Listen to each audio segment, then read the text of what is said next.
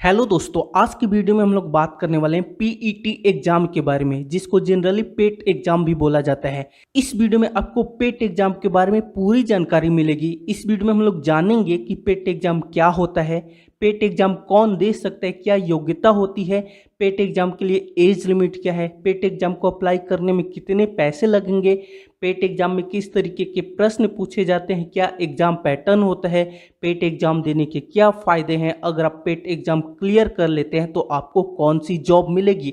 ये सारी बातें आज की वीडियो में हम लोग जानने वाले हैं। तो अगर आप भी जानना चाहते हैं तो आप इस वीडियो को पूरा अंत तक जरूर देखिएगा। मेरा नाम है आयुष और आप देख रहे हैं आयुष अरीना यूट्यूब चैनल।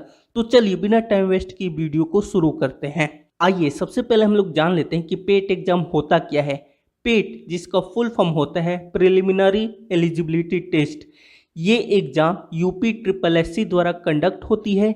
ये एग्ज़ाम हर एक साल होता है। अगर आपको यूपी में गवर्नमेंट जॉब चाहिए तो दोस्तों पेट एग्ज़ाम बहुत ज़्यादा इंपॉर्टेंट है, क्योंकि यूपी ट्रिपल एससी जितनी भी वैकेंसीज निकालती है अलग अलग डिपार्टमेंट में, उन सभी के लिए पेट एग्ज़ाम ज़रूरी होता है। उसी के बेसिस पे दोस्तों आपका आगे सिलेक्शन होगा। पेट एग्ज़ाम के बाद आपका ग्रुप सी में सिलेक्शन होता है।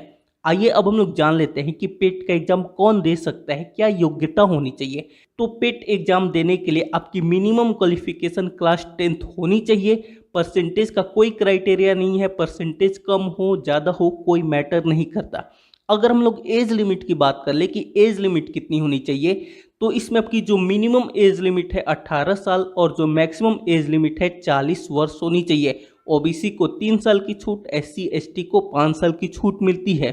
आइए अब हम लोग जान लेते हैं कि कितने पैसे लगेंगे इसको अप्लाई करने में। इस फॉर्म को आप ऑनलाइन अप्लाई कर सकते हैं यूपी ट्रिपल एससी की ऑफिशियल साइट पर जाकर। और अगर आप जनरल और ओबीसी कैटेगरी से बिलोंग करते हैं तो आपकी फीस 185 रुपये 185 रुपीज़ होगी। और अगर आप एससी एसटी से बिलोंग करते हैं तो आपको 95 रुपीज़ देने होंगे। वहीं पे अगर आप दिव्यांग हैं तो आपको 25 रुपीज़ देनी होगी। अगर हम लोग बात कर ले पीईटी के एग्जाम पैटर्न के बारे में, तो देखोगे इसमें आपके टोटल 100 क्वेश्चंस होते हैं, एमसीक्यू टाइप होते हैं और आपको 2 घंटे का समय मिलता है। 100 क्वेश्चन 100 नंबर के होते हैं। इसमें जो आपका रिजल्ट आता है उसकी वैलिडिटी 1 साल होती है।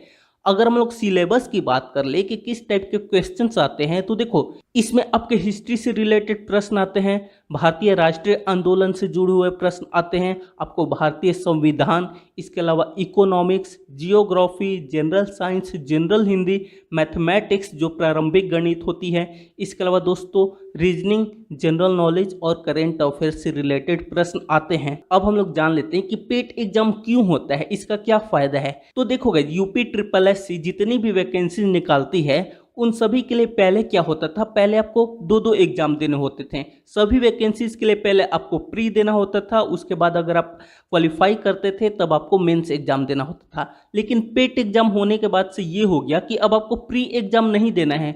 सभी वैकेंसीज के लिए अलग अलग आपको प्री एग्जाम देने की जरूरत नहीं है। पेट एग्जाम ही सभी के लिए प्री एग्जाम का काम करेगा। अगर आपकी पेट में अच्छे नंबर आते हैं, अच्छी रैंक आती है, तो दोस्तों जब भी वैकेंसी आएगी तो आप उसका डायरेक्ट मेंस एग्जाम देंगे। पहले आपको अलग अलग वैकेंसीज के लिए प्री एग्जाम देना होता था, फिर मेंस एग्जाम देना होता था। लेकिन पेट एग्जाम देने के बाद आपको अलग अलग वैकेंसीज के लिए अलग से प्री एग्जाम देने की जरूरत नहीं है। आइए अब हम लोग जान लेते हैं कि पेट एग्जाम के बाद आपको कौन कौन सी जॉब मिलती है।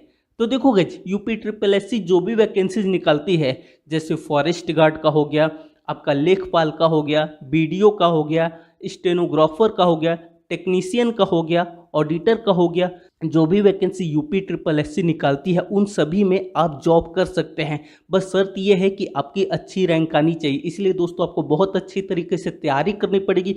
History, general knowledge, current affairs, इन सभी को आपको अच्छी तरीके से पढ़ना पड़ेगा ताकि आपके सिलेक्शन के चांसेस ज़्यादा हो जाए। हम अपने दूसरे चैनल पे general knowledge, current affairs, history से रिलेटेड बहुत सारे स्टडी मटेरियल आपके लिए लाते रहते हैं। तो दोस्तों आप उस चैनल को सब्सक्राइब कर लीजिए, आपको बहुत ज़्यादा बेनिफिट मिलेगा। उस चैनल का लिंक आपको कमेंट बॉक्स में और डिस्क्रिप्शन में दे दूंगा। आप उस चैनल को जाके देखिए, आपके लिए वहाँ पे बहुत सारी उपयोगी वीडियोज ऑलरेडी अपलोड की जा चुकी हैं।